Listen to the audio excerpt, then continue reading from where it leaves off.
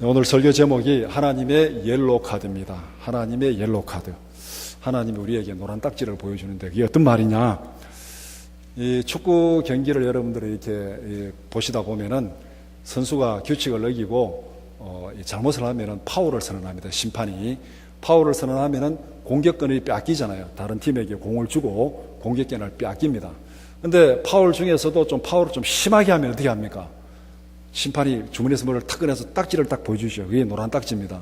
노란 딱지 딱 보여주고 수첩에 적잖아요. 우리 중계 보면은 수첩에 그게 옐로우 카드입니다. 경고죠.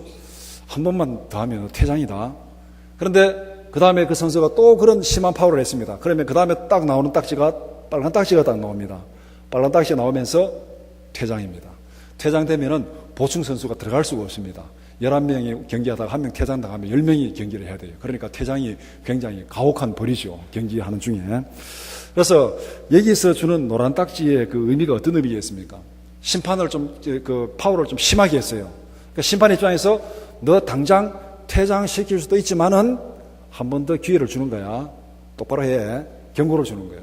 그런데도 또 같은 그런 파울을 하면은 퇴장을 시키는 겁니다. 그래서 제가 이 축구 경기를 많이는 안 봤지만 보는 중에 그냥 파울을 좀 심하게 했다고 갑자기 그냥 빨간 딱지 해가지고 퇴장시키는 경우는 거의 못 봤습니다. 한번 노란 딱지 보여주고 경고하고 그 다음에 퇴장시키는 그런 것이 일반적인 모습입니다. 그러니까 옐로우 카드는 경고입니다. 경고. 너 한 번만 더 하면은 퇴장이야. 그러니까 한 번 더 기회를 주는 그게 이제 이 옐로우 카드인데 우리가 인생을 살아가면서 옐로우 카드를 받아본 적이 있습니까? 하나님의 경고를 딱 받고 너 지금 퇴장시킬 수도 있어. 너 지금 죽일 수도 있어. 그렇지만 한 번 더 기회를 주는 거야. 이게 하나님의 옐로우 카드입니다. 그러면은 하나님의 옐로우 카드가 하나님의 가혹한 벌칙입니까? 하나님의 은혜입니까? 어떻게 생각하면은 우리가 그 옐로우 카드를 받을 때는요 굉장히 힘듭니다. 하나님이 죽을래 바로 살래 이렇게 딱 경고를 줄 때는 그때는 우리에게는 엄청난 고통이 다가오게 되어 있습니다. 엄청난 고통이에요. 하나님 어떻게 내게 이런 일이 왜 내게 이런 일을 주십니까? 이렇게 탄식할 수밖에 없는 그런 고통이 우리에게 다가옵니다. 그런데 그것을 한번 뒤집어 놓고 생각하면은 하나님이 이 순간에 나를 불러갈 수도 있지만은 너 똑바로 해 하고 한 번 더 기회를 주는 시간이라 생각하면은 하나님 고난 가운데서도 지금 당장 퇴장시키지 아니하시고 한 번 더 바로 할 수 있는 기회를 주심을 감사합니다. 이렇게 생각할 수 있습니다. 그러니까 하나님의 옐로우 카드가 그 순간에는 엄청난 고통이지만은 그러나 돌이켜 생각하면은 그것이 하나님의 은혜라는 것입니다. 오늘 함께 읽은 사도행전 9장 3절에서 9절 말씀은 바울이 하나님으로부터 옐로우 카드를 받는 장면입니다. 첫 번째 생각할 것, 바울이 받은 옐로우 카드. 바울이 어떤 옐로우 카드를 받았는가? 오늘 이 본문의 상황, 앞뒤 상황을 보면은 하나님께서 왜 바울에게 지금 하나님께서 사울에게 이런 벼락을 쳐가지고 이 사울에게 경고를 주고 부르시는지 이 사도행전 문맥을 좀 이렇게 봐야 오늘 본문이 좀 이해가 됩니다. 사도행전 7장에서는 스데반이 순교를 당하는 장면이 거기에 기록되어 있습니다. 7장 57절 58절 그들이 큰 소리를 지르며 귀를 막고 일제히 그에게 달려들어 성 밖으로 내치고 돌로 칠세 증인들이 옷을 벗어 사울이라는 청년의 발 앞에 두니라. 이제 스데반이 복음을 전하다가 박해를 받고 순교를 당하는데 거기에 사울이 등장합니다.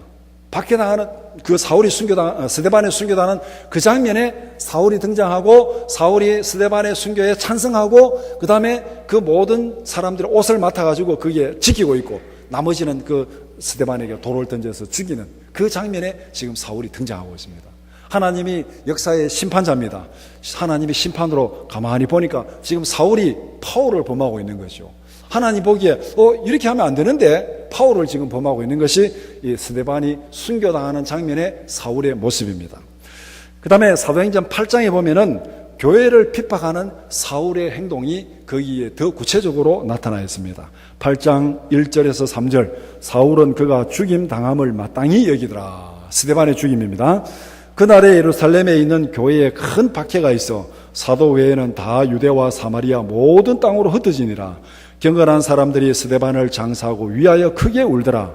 사울이 교회를 잔멸할세 각 집에 들어가 남녀를 끌어다가 옥에 넘기니라. 7장에서는 스데반이 순교하는데 찬성하고 거기에 동조를 했고 8장에 와서는 사람들이 스데반을 장사하고 크게 슬퍼하는데 거기에 사울이 교회를 잔멸할세 각 집에 들어가 남녀를 끌어다가 옥에 넘기니라. 이제 적극적으로 나서가지고 예수 믿는 사람들을 핍박하고 그 다음에 옥에 넘기고 이런 일을 지금 하고 있습니다. 7장에서보다 8장에 오니까 사울의 행동이 더 하나님 앞에 대적하는 그런 모습을 보여주고 있습니다. 하나님 입장에서 보면은 요거를 퇴장을 시킬까 경고를 줄까 아마 고민하는 그런 상황이 8장에서 벌어지는 거예요. 그 다음에 사도행전 9장은 사울이 옐로우 카드를 받는 장면을 소개합니다.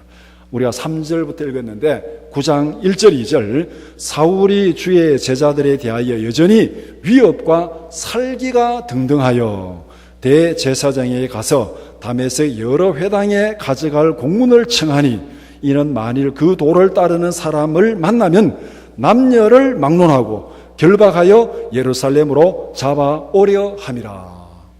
8장에서는 교회를 잔멸하려고 각 집에 들어가서 예루살렘에서 성도를 잡아와서 감옥에 가두었고 9장에서는 이제는 제사장의 공문을 받아다 가지고 다메섹까지 가가지고 원전 가서 그것도 살기가 등등해서 원전까지 가서 예수 믿는 사람 누구든지 남녀를 막론하고 만나는 대로 잡아가지고 예루살렘으로 가서 감옥에 가둘 그 편지를 받아가지고 지금 사울이 다메섹으로 가고 있습니다. 그러니까 그 박해하는 교회를 박해하고 이 복음을 박해하는 사울의 강도가 7장, 8장, 9장 점점 더 강해져가는 그 모습을 오늘 본문의 사도행전에서 보여주고 있습니다. 살기가 등등해서 다메섹까지 가서 누구든지 만나는 대로 닥치는 대로 잡아서 감옥에 가두겠다. 이렇게 지금 이 살기가 등등한 사울이 다메섹으로 내려가고 있습니다.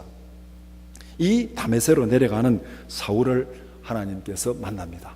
부활하신 주님께서 만나는 장면, 그것이 사도행전 9장 3절에서 9절 오늘 함께 읽은 말씀입니다.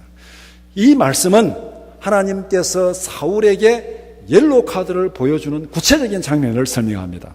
사울이 성도들을 결박하기 위해서 다메섹으로 가다가 본문에 뭐라고 설명합니까? 하늘로부터 강한 빛이 내려 비침에 사울이 땅에 쫙 쓰러져 버렸습니다. 이거를 쉽게 말하면 맑은 하늘에 벼락이 내리친 거예요. 강한 빛을 보고 쓰러졌습니다. 그 다음에 눈도 못 보고 어떻게 혼자 일어날 수도 없고 완전히 그 상태, 아 죽었구나. 근데 가만히 눈을 감고 생각해보니까 의식이 있습니다. 이 상황이 지금 이 오늘 본문에 나타난 사울의 모습입니다. 강한 번개를 맞고 땅에 쓰러졌습니다. 그런데 하늘로부터 들려오는 소리가 있었습니다. 사울아 사울아 내가 어찌하여 나를 박해하느냐. 완전히 땅에 쓰러져서 죽은 줄 알았는데 소리가 들리는 거예요. 이건 뭡니까? 살아있다는 거잖아요. 의식이 있다는 거잖아요. 그래서 사울이 질문합니다. 5절에 주여 누구시니까? 주여 누구시니까? 이 질문에 하늘로부터 답변이 나는 내가 박해하는 예수라. 나는 내가 박해하는 예수라. 너를 강한 빛으로 강한 번개로 벼락으로 땅에 쓰러뜨려 가지고 지금 너에게 질문하는 자가 누구냐? 예수다. 너가 박해하는 예수다. 그렇게 말하고 있습니다. 그러면서 예수님이 사울에게 6절에서 이렇게 말합니다. 너는 일어나 시내로 들어가라. 내가 행할 것을 내게 이룰 자가 있느니라. 너는 시내로 들어가면은 너가 앞으로 어떻게 해야 될지를 말할 자가 있으니까 그대로 따라해라. 이렇게 지금 얘기하고 있는 거예요. 그런데 살기가 등등한 사울이 복음을 박해하는 자들을 잡으러 복음을 믿는 자들을 잡으러 가는데 그 누가 너 앞으로 복음 전해라 어떻게 해야 한다고 그런 말 듣겠습니까? 그냥 말해서 말 안 듣는 거죠. 하나님께서 벼락을 쳐가지고 땅에 엎드려가지고 완전히 죽음을 경험한 다음에 아무 저항도 못하도록 완전히 무장해제 시킨 다음에 너 시내로 들어가라. 들어가면은 너에게 할 일을 가르쳐 주리라. 그때부터 사울은 공업은 시키는 대로 다 따라갑니다. 순교의 자리에까지 따라갑니다. 이게 지금 오늘 이 본문에서 사울이 하나님으로부터 옐로우 카드를 받는 장면입니다. 다메섹으로 가는 길에 사울이 경험한 심리적인 상태가 뭐겠습니까? 간단히 얘기하면 죽음을 경험한 겁니다. 이렇게 죽는구나. 이렇게 죽는구나. 죽음을 경험. 벼락을 맞고 땅에 쓰러졌습니다. 강한 빛으로 시력을 잃었습니다. 다른 사람의 손에 끌려서 가고 있습니다. 어떤 상황이에요? 이게 바로 죽음입니다. 죽음을 경험한 거예요. 야, 이러다가 죽겠구나. 이러다가 죽겠구나. 예수님을 박해하다가 예수님이 지금 이런 이 경고를 줬으니까 예수님을 한 번만 더 박해하면은 완전히 죽겠구나. 그래서 이제는 시키는 대로 다 따라가는 거예요. 죽음 앞에서 모든 것을 내려놓게 됩니다. 죽음 앞에서 저항할 사람이 있습니까? 제가 실제로 경험은 하지 않았지만 이런 얘기를 들었습니다. 맨하탄에 가면 사람들이 굉장히 많이 다니는데 뭐 간접 경험이니까 흑인이 옆에 다 와서 옆구리에 권총을 탁 갖다 댄대요. 그러니까 다른 사람 몰라요. 같이 길을 가는 거예요. 그런데 권총이 딱 있습니다. 다른 사람 길 가는 사람 몰라요. 지갑 내주고 돈 내주고 다 내주는 거예요. 달라는 대로. 왜? 옆구리에 권총이 딱 돼 있으니까. 다 내주고 그 사람은 권총을 주머니에 넣고 유유히 사라지는 거예요. 그런데 옆에 있는 사람 아무도 몰라요. 그거를. 근데 다 내줬어요. 왜 내줬습니까? 죽음 앞에서. 옆구리 권총 딱 대고 내놓으라니까 다 내주는 거예요. 죽음 앞에서 저항할 사람은 아무도 없습니다. 죽음을 경험하는 순간에 모든 것을 다 내려놓게 됩니다. 빌립보서 3장에 보면은 바울이 모든 것을 배설물로 여겼다. 세상에서 자랑하던 학문과 족보와 신분과 종교적 열심 모든 것을 다 예수 앞에서 배설물로 내려놓았다. 이건 뭐냐면은 이 다메섹에서 죽음을 경험하는 순간에 사울이 경험한 거예요. 예수님 앞에서 예수님이 나를 죽이는 이 순간에 내가 자랑할 것이 뭐가 있는가? 나의 학문, 나의 신분, 나의 열심, 나의 모든 자존심 다 필요 없다. 모든 것을 다 배설물로 여기고 내 생명을 주관하시는 예수님밖에 없다. 그래서 예수를 아는 지식이 가장 고상함으로 인해서 그 전에 모든 것을 다 배설물로 여겼다. 그렇게 말하고 있습니다. 우리가 인생의 모든 것을 배설물로 여기는 그 경험은 죽음을 맞닥뜨릴 때만 가능한 거예요. 그전에는 불가능합니다. 아무리 비운다 내려온다 해도 그전에는 불가능합니다. 이렇게 해서 내가 죽는구나. 그 순간에 모든 것이 다 내려놓게 되어 있습니다. 복음을 핍박하는 자리에서 복음을 전하는 자리로 완전히 이게 바뀌어진 거예요. 죽음 앞에서 바뀌어진 거예요. 예수님의 인도하심에 전적으로 순종하는 삶을 살아가게 됩니다. 나중에 이 다메섹에서 이 경험을 하고 다메섹에 들어가가지고 바로 복음을 전하잖아요. 그 다음에 이 성의 밤에 탈출해가지고 아라비아 광야로 갑니다. 아라비아 광야로 가서 3년 동안 예수님, 그 하나님 앞에 독대하면서 기도하는 시간을 가지고 그 다음에 예루살렘으로 올라갑니다. 3년 뒤에. 그때 예루살렘 올라가서 기도하는 그때 사울이 경험한 그 경험을 사도행전 22장 17절에서 21절 이렇게 말합니다. 후에 내가 예루살렘으로 돌아와서 성전에서 기도할 때에 황홀한 중에 봄에 주께서 내게 말씀하시되 속히 예루살렘에서 나가라. 그들은 내가 내게 대하여 증언하는 말을 듣지 아니하리라 하시거늘 내가 말하기를 주님 내가 주를 믿는 사람들을 가두고 또 각 회당에서 때리고 또 주의 증인 스데반이 피를 흘릴 때에 내가 곁에 서서 찬성하고 그 죽이는 사람들의 옷을 지킨 줄을 그들도 아나이다. 나더러 또 이르시되 떠나가라. 내가 너를 멀리 이방인에게로 보내리라 하셨느니라. 이 경험을 하고 바울은 안디옥으로 갑니다. 안디옥으로 가서 거기서 이방인의 선교사로 파송을 받습니다. 그리고 수많은 고난과 환난과 큰 어려움을 당하면서도 거기서도 굴하지 않고 끝까지 복음을 전하고 순교의 자리에까지 나가게 됩니다. 왜 이런 변화가 일어났는가? 이런 변화는 사울이 하나님 앞에 옐로우 카드를 받았기 때문에 다메섹으로 가다가 죽음을 경험했기 때문에 이런 변화가 가능한 거예요. 예수를 핍박하는 자에서 예수를 위해서 죽음도 불사하고 헌신하는 자로 변화되었습니다. 복음을 박해하는 자에게서 복음을 전하면서 순교의 자리에까지 가는 자로 바뀌게 되었습니다. 세상의 모든 자랑거리를 배설물같이 여기게 되었습니다.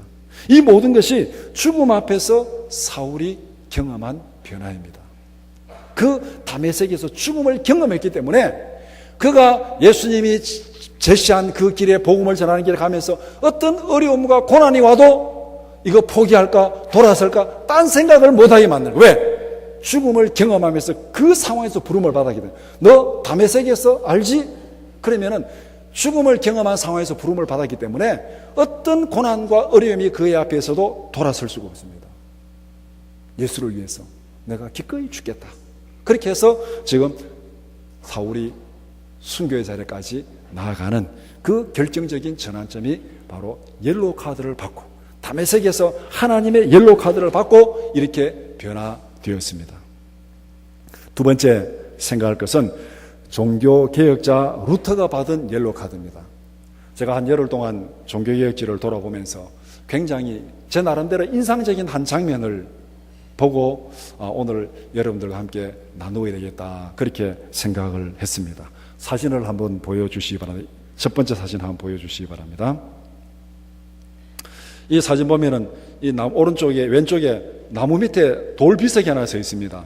돌 비석 여러분들 사진 멀리서 보면은 꼭 우리 교회 입구에 간판 비석처럼 큰 비석이 하나 왼쪽에 서 있습니다. 이 비석의 이름이 루터의 돌이라는 제목으로 붙여져 있는 돌비석입니다. 이 비석은 100년 전에 세워졌어요. 1917년에 종교개혁 400주년을 기념해서 이 동네 사람들이 세운 비석이라고 얘기합니다. 그 다음에 오른쪽에 보면은 이 밀밭이 약간 보이죠? 이 밀밭입니다. 그래서 이 밀밭이 이 지형이 어떤 지형에 이 비석이 서 있는지를 보여주기 위해서 제가 밀밭을 하나 딱 찍었습니다. 그 다음 이 밀밭입니다. 산이 보입니까? 안 보입니까? 산이 전혀 없어요. 완전 언덕이 없습니다. 완전 평지입니다. 완전 평지 시골 한가운데 이 비석이 딱 서 있습니다. 이 배경을 제가 잠시 설명을 드리겠습니다. 이 루터의 돌이라는 이름이 붙여져 있는 비석이 여기에 서 있는데 종교개혁자 마틴 루터는 1483년 11월 10일 날 아이슬레벤에서 태어납니다. 그의 아버지 한스 루터 그 다음에서 장남으로 태어나는데 루터가 태어난 다음에 그의 아버지는 광산 마을인 만스펠트로 이사를 갑니다. 거기 가서 이 루터의 아버지가 이 광산업을 해가지고 대성공을 거둡니다. 그러니까 루터의 집안이 중세 시대에 무슨 귀족 집안이 아닙니다. 귀족 집안이 아니니까 거기서 이제 막 장사하고 해가지고 이렇게 이제 쉽게 말하면은 루터의 아버지가 농사를 짓다가 광산 동네에 이사를 가가지고 광산업을 해가지고 거기에서 대성공을 해가지고 큰 부자가 됩니다. 사람들이 평민이 돈 사업을 해가지고 큰 부자가 되면은 그 다음에 바라는 게 뭡니까? 우리 신문에 보면은 그런 경우 있잖아요. 자수성가한 재벌이 그 다음에 바라는 게 국회의원 되려고 그 다음에 막 돈 기타 해가지고 그 다음에 이 뭡니까 이 전국구 의원 받고 그 다음에 뭐 국회의원 출마하고 좀 더 나가면 대통령 출마하고 그렇잖아요. 자수성가한 사람이 돈을 많이 벌면은 그 다음에 바라는 것이 권력을 바라는 거예요. 권력. 그래서 루터의 아버지도 마찬가지입니다. 인간의 본성이 똑같은 것 같아요. 그래서 이 강산을 해가지고 돈을 많이 벌었으니까 이제는 이 아버지 덕에 루터는 좋은 교육을 받습니다. 아버지가 돈이 많으니까. 그래서 좋은 교육을 받는데 이 아버지가 루터에게 어떤 교육을 시키냐면은 앞으로 변호사를 시키기 위해서 법률가로 교육을 시킵니다. 그래서 앞으로 법률가 되어서 변호사가 되어서 중세에는 돈이 많고 그 부호가 되면은 이 재산 관리하고 세금 관리 이 모든 거 변호사가 돼야 그다음에 이 부와 권력을 같이 가지는 이런 이제 신분 상승을 가져오는 그렇기 때문에 돈은 많으니까 아들을 변호사로 시켜가지고 이제 성공해서 부와 권력을 함께 가지려는 그런 생각을 하고 이 아버지가 루터에게 좋은 교육을 시키는 거예요. 시키는데 이제 법률가로 변호사로 교육을 시킵니다. 루터가 18세 되던 1501년에 에어푸르트라는 그 도시에 있는 대학으로 갑니다. 그 에어푸르트라는 대학이 중세시대는 굉장히 아주 유명한 대학이라 합니다. 근데 오늘날 우리에게는 별로 알려지지 않은 도시인데, 근데 루터가 태어나고 활동한 그 지역이 전부 다 동독 지역입니다. 동독 지역이니까 더더욱이 우리에게는 알려지지 않고 이 공산치하에 있는 동안에 굉장히 많이 퇴락한 그런 곳이 되어버렸습니다. 그래서 거기에서 인문학사와 철학 석사 과정을 4년 만에 다 끝내는 거예요. 오늘날 말하면 대학원까지 4년 만에 다 끝냅니다. 그러니까 굉장히 루터가 똑똑하고 공부를 잘했다는 거예요. 4년 만에 끝내고 1505년에 아버지의 바램대로 이제 법학을 공부하기 시작합니다. 우리나라로 말하면 법학 전문 대학원에 들어가는 거예요. 그래서 법학 전문 대학에 들어가서 한 학기를 마치고 여름 방학에 만스펠트에 있는 아버지 부모를 방문합니다. 방학이라 방문을 하고 그 다음에 이제 에어프루트로 돌아옵니다. 돌아오다가 한 사건이 벌어집니다. 아까 비석이 서 있는 그 동네를 스토테른하임이라는 동네인데 그 마을을 지나가는 도중에 아까 본 대로 완전 평지잖아요. 갑자기 하늘에서 먹구름이 몰려오고 소나기가 쏟아지면서 벼락이 내려쳤습니다. 벼락을 맞고 루터가 땅에 쓰러진 거예요. 완전히. 어떻게 보면은 바울이 다메섹으로 가다가 벼락 맞고 쓰러진 거 똑같은 상황. 그래서 어떤 책의 기록에 보면은 그 벼락을 맞고 루터와 동행하던 친구가 그 벼락에서 죽었다 이렇게 기록한 책도 있습니다. 그것을 기록하지 않은 책도 있고 그것을 기록한 책도 있고, 그러니까 정확하게 모르지만은 하여간 루터가 거기에서 벼락을 맞고 쓰러졌고 옆에 있는 친구가 죽었을 수도 있다는 그 기록이 있는데도 있고 없는데도 있으니까. 그날이 1505년 7월 2일입니다. 이런 이유로 인해 가지고 그 황량한 들판에 루터의 돌이라는 비석이 세워졌습니다. 비석의 크기가 한 2m 정도, 우리 교회 앞에 있는 비석 그 간판하고 똑같은 그런 크기인데 1917년에 종교개혁 400주년을 기념해서 세웠는데 이 비석의 한 면에 이렇게 쓰여져 있습니다. 이게 이 비석에 쓰여진 말이 뭐냐면은 이 독일어로 기록되어 있는데 성 안나여 도와주소서 내가 수도사가 되겠나이다. 벼락을 맞고 쓰러진 루터가 외마디 부르짖는 기도입니다. 죽음을 경험하고 좀 더 심하게 표현하면 옆에 있는 친구가 벼락을 맞아 죽었습니다. 자기도 벼락을 맞고 지금 죽음을 경험한 그 상황에서 땅에 쓰러져가지고 한마디 하나님 살려주세요 이 말이 뭐냐면 성 안나여 도와주소서 내가 수도사가 되겠습니다. 오늘날 말하면 하나님 도와주세요 내가 목사가 되겠습니다. 이렇게 지금 외마디 기도, 벼락 맞은 그 상태에서 외마디 기도하는 내용이 이 기도입니다. 이 말은 무슨 의미냐면은 루터의 마음속에는 수도사가 되어야 되겠다는 그런 고민과 갈등이 많이 있었다는 얘기잖아요. 그런 고민과 갈등이 전혀 없는데 벼락 딱 맞는 순간에 하나님 내가 목사가 되겠습니다 이런 말 하겠습니까? 평소에 내가 목사가 되어야 되나 아니면 아버지 뜻대로 변호사가 되어야 되나 인생에 대한 고민과 갈등이 많았다는 얘기입니다. 그런데 그 아버지의 그 바램과 뜻을 거역할 수 없어서 그는 지금 변호사의 길을 가고 있는 거예요. 그런데 가다가 벼락을 딱 치니까 죽음을 경험하고 살려주세요 내가 수도사가 되겠습니다 이렇게 외마디 기도를 한 거예요. 그런데 이 기도문에 성 안나여 이렇게 하고 기도하는데 이거는 이제 중세시대의 잘못된 신학을 보여주는 거예요. 중세시대의 사람들은 다 이게 성인이라고, 오늘 캐톨릭도 이 성인이 많잖아요. 그런데 성인이 각각 자기들을 수호하는 성인이 있다는 겁니다. 그러니까 성 안나는 예수님의 어머니 마리아의 어머니, 그리고 예수님의 할머니를 성 안나라고 그렇게 부르고, 그 다음에 성 안나는 광부들을 보호하는 수호 성인으로 섬기는 성인입니다. 그러니까 루터의 아버지가 뭐였다고요? 광산업을 해가지고 다 부호가 됐잖아요. 그러니까 루터는 어릴 때부터 성 안나, 광부들을 보호하는 성인, 그 안나에게 기도하는, 그렇게 배웠으니까 자기가 성 안나에게 기도한 거예요. 그래서 이 루터가 벼락 가운데서 죽음을 경험한 루터는 에어프루트로 돌아와서 법학을 포기합니다. 한 학기 법학 전문대학에 들어갔는데 법학을 포기하고 수도사가 되기 위해서 신학을 공부하고 수도원으로 들어갑니다. 이때는 아버지에게 전혀 통보를 하지 않습니다. 아버지가 의논도 하지 않고 통보도 하지 않고 바로 그냥 수도사에 대해서 수도원으로 들어가 버렸어요. 나중에 아버지가 이 소식을 들었겠죠. 아버지가 기뻐했을까요? 대노했을까요? 네, 여러분의 판단에 맡기겠습니다.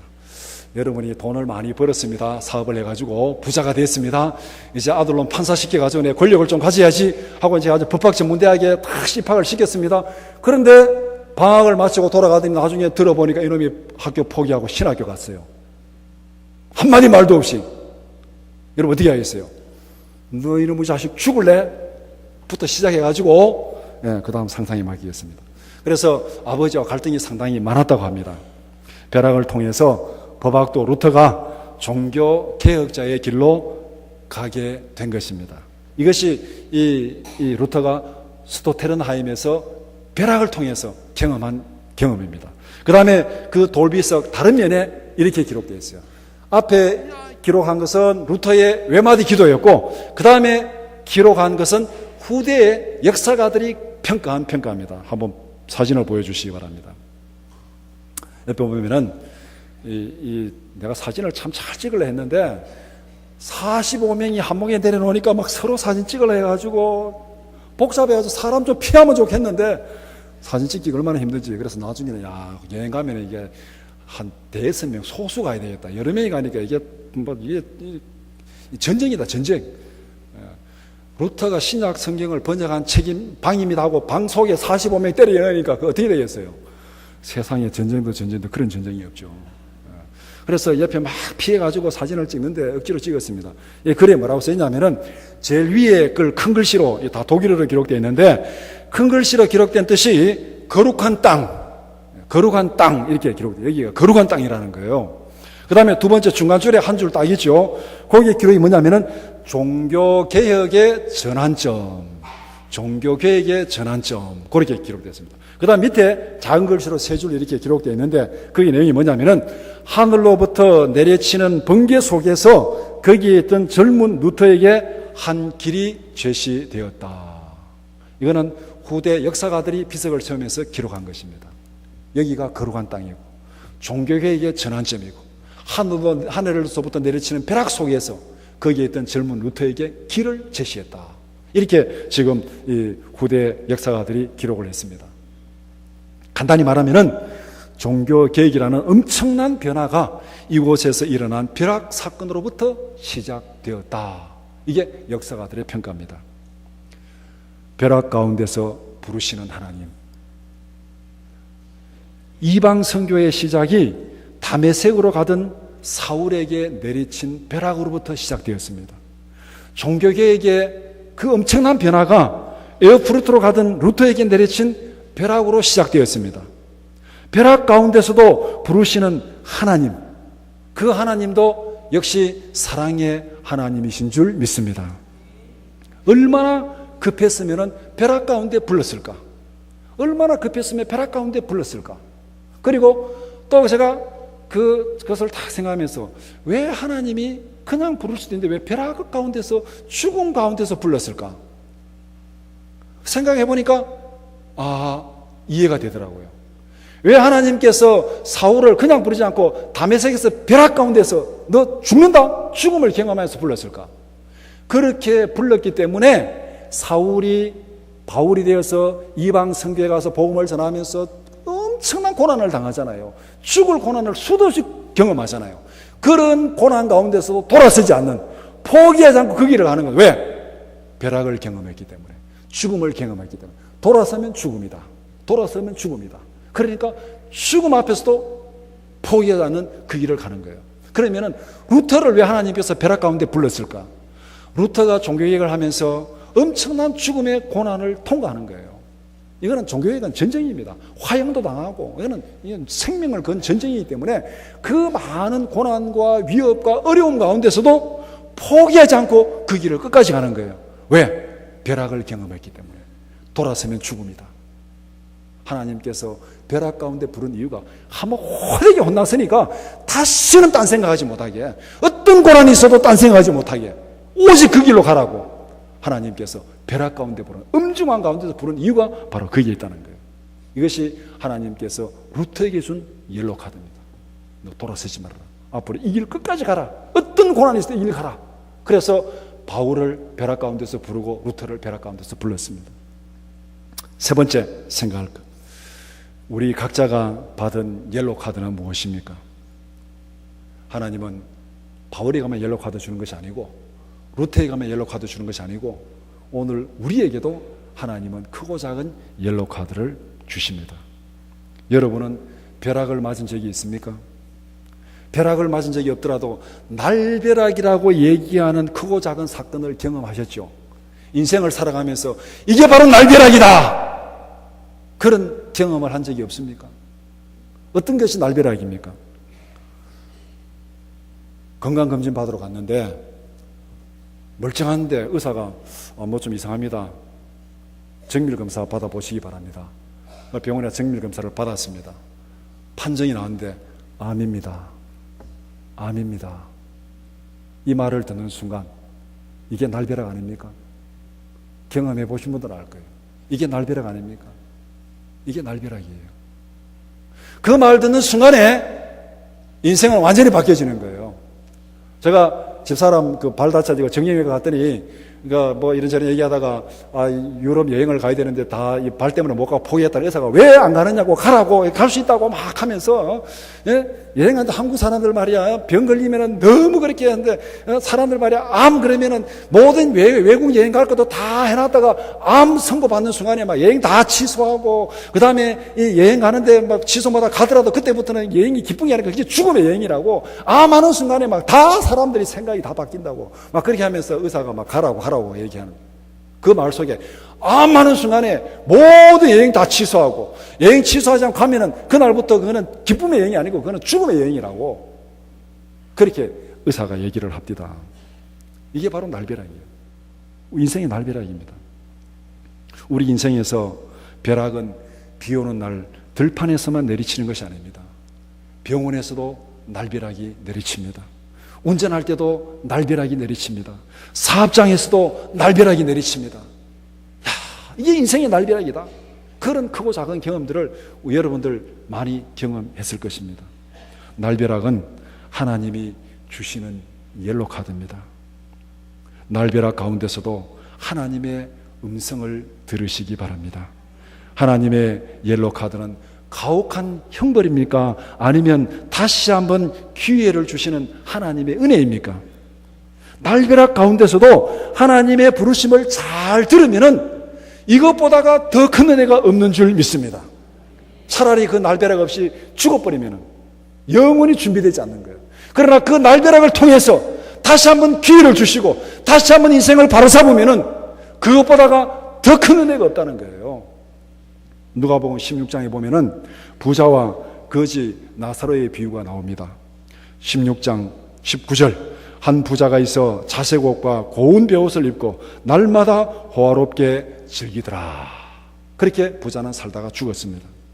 부자는 아무런 고난도 없이 호의호식하고 날마다 호화롭게 즐기다가 죽었습니다. 인생의 날벼락을 전혀 맞은 적이 없습니다. 하나님의 옐로 카드를 전혀 받은 적이 없습니다. 인생을 돌아보고 점검할 기회가 전혀 없었습니다. 정말로 평탄한 길 살다가 인생을 다 끝냈습니다. 그런데 인생을 다 끝내고 딱 죽음의 문을 열고 들어가 보니까 영원한 지옥 형벌이 기다리고 있었습니다. 그것이 바로 죽음의 길이었습니다. 죽은 다음에 가슴을 치면서 한탄을 해도 이미 때는 늦었습니다. 돌이킬 수가 없어요. 그래서 이제는 나는 지옥에 왔더라도 살아있는 우리 형제들은 여기 오지 못하게 해달라고 간청하지만 그 간청도 받아들여지지 않습니다. 자, 여기에서 만약에 이 부자가 살아있는 동안에 한 번이라도 날벼락을 맞았다면 어떻게 됐을까? 재물에 날벼락을 맞고 자신의 삶을 돌아보게 되었다면, 건강에 날벼락을 맞고 자신의 삶을 돌아보게 되었다면 세상에 사는 날 동안에는 고난은 겪었겠지요. 그러나 죽은 다음에는 영원한 지옥의 형벌에 떨어지지는 않았을 것입니다. 그렇게 본다면 이 부자에게 날벼락이 있는 것이 은혜입니까? 없는 것이 은혜입니까? 아무런 날벼락도 없다가 옐로 카드도 경고도 없다가 하나님 갑자기 탁 불러가 버리면 끝이에요. 그런데 하나님께서 그냥 불러가지 않고 잘못될 때 경고를 주고 너 똑바로 해!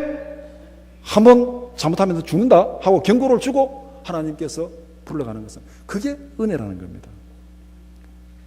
그렇다고 우리가 날벼락을 자청할 필요는 전혀 없습니다. 하나님 내게 날벼락을 내려주세요. 그렇게 할 필요는 전혀 없습니다. 날벼락 맞지 않도록 조심하고 지혜롭게 살아가야 됩니다. 날벼락 맞으면 안 돼요. 너무너무 힘들어요. 그런데 이미 날벼락을 맞은 적이 있습니까? 제가 열흘 동안 여행하는 동안에 제가 신방 보고 들은 중에 우리 성도들 중에 2명이 병원에 가서 진단을 받았는데 암입니다. 한 명은 거의 이제 치료가 불가능한 상태에 있는 암입니다. 그렇게 진단을 받았고, 한 명은 지금 아주 치료의 과정을 거치고 검사 결과가 나와봐야 정확히 어떻게 치료할지를 안다는 그런 결과가 나왔습니다. 이게 날벼락 아닙니까? 건강하게 살다가 열심히 살아가다가 갑자기 병원에 갔는데 암입니다. 이게 날벼락이에요. 이미 날벼락을 맞은 사람들이 많이 있어요. 너무 힘들어하지 마시기 바랍니다. 하늘이 무너져도 솟아날 구멍이 있다고 합니다. 날벼락 가운데서도 부르시는 하나님의 세미한 음성을 들으시기 바랍니다. 하나님께서 날벼락 가운데서 부르시는 이유가 무엇입니까? 당장 퇴장시키지 아니하시고 다시 한번 기회를 주는 것입니다. 다시 한번 기회를 주는 거예요. 날벼락이 힘들다고 고통스럽다고 탄식만 하지 말고 날벼락 가운데서 인생의 올바른 길을 찾는 큰 은혜가 있기를 축복합니다. 이게 바로 은혜입니다. 이게 은혜. 그냥 그렇게 살아가면은 영원에 대한 준비가 없습니다. 그런데 비록 이 땅에서는 고난을 당하지만 그 고난으로 인해서 영원을 준비한다면은 이것보다가 더 큰 은혜가 어디 있습니까? 우리의 인생은 이러나 저러나 지나갑니다. 호의호식하면서 살아도 지나가는 것이고 고난 가운데서 지나가는 것이고 길어야 100년 한 짝이 다 끝나는 인생입니다. 이 땅에 살아가는 우리의 삶은 영혼을 준비하는 과정입니다. 말씀을 정리해 봅시다. 누가복음에 기록된 부자와 거지 나사로의 비유에서 어떤 경우에라도 영원한 고통당하는 부자의 길을 가서는 안 됩니다. 이 땅에서 한두 번 날벼락을 맞는 한이 있더라도 지옥의 형벌은 피해야 됩니다. 이게 하나님의 은혜예요. 이 땅에서 날벼락을 맞는 한이 있더라도 지옥의 형벌은 피해야 됩니다. 이 땅에서 호의호식하고 즐겁게 아무런 날벼락도 없이 살아가다가 영원한 지옥불에 떨어지면 그보다가 더 절망이 어디 있습니까? 인생의 옐로우 카드를 주시는 하나님의 뜻을 바로 깨닫고 이 땅에서도 항상 기뻐하는 삶을 살고 이 땅을 떠나서는 천국의 영원한 영광을 누리는 부자 나사로로 살아가는 여러분들이 되기를 축복합니다. 우리가 살아가면서 경험하는 크고 작은 날벼락 속에서 하나님의 은혜를 깨닫고 영혼을 준비하고 하나님의 영원한 영광에 참여하는 여러분들이 되기를 축복합니다. 기도드리겠습니다. 그러하신 아버지 하나님, 우리가 살아가는 이 세상은 죄로 오염된 세상입니다. 죄 가운데 살아가는 세상입니다. 고난이 있습니다. 여러 가지 힘든 일이 있습니다. 그러나 그 가운데서도 우리를 부르시고 우리를 인도하시는 하나님의 인도하심을 발견하게 하시고 하나님의 인도하심을 경험하게 하시고 영원을 준비하는 저희들의 삶이 되게 하여 주시옵소서. 예수님의 이름으로 기도드리옵나이다. 아멘.